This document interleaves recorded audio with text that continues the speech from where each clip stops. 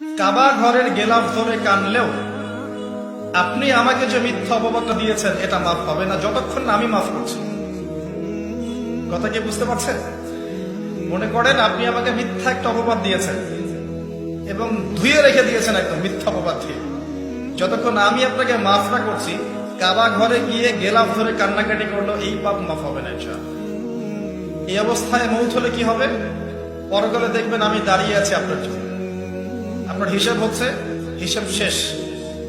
আপনি সালাত, সাওম, হজ জাকাতে নেকি নিয়ে উঠেছেন, কিন্তু দেখছেন আমি দাঁড়িয়ে আছি, আমার মতো আরো 10 জন দাঁড়িয়ে আছে।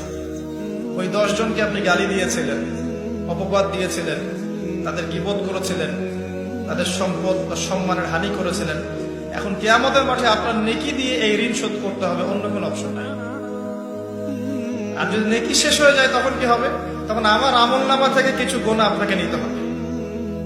আল্লাহ পাক ন্যায় বিচারক। আল্লাহ পাক শুধু গফুর রহিম নন, আল্লাহ পাক শুধু পরম করুণাময় অসীম দয়ালুই নন, বরং তিনি হচ্ছেন ন্যায় বিচারক। ন্যায় বিচারক।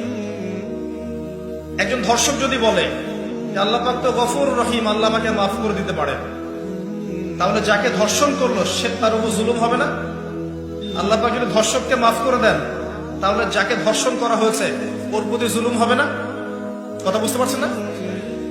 মনে করেন আপনি নাউজুবিল্লাহ কারো সম্পদ আত্মসাৎ করেছেন, এখন আল্লাহ যদি আপনাকে মাফ করে দেন, তাহলে এই যে যার সম্পদ আপনি আত্মসাৎ করেছেন এর উপরে জুলুম করা হচ্ছে না? আল্লাহ পাক কি জুলুম করবেন? এক জাররা পরিমাণ করবেন না।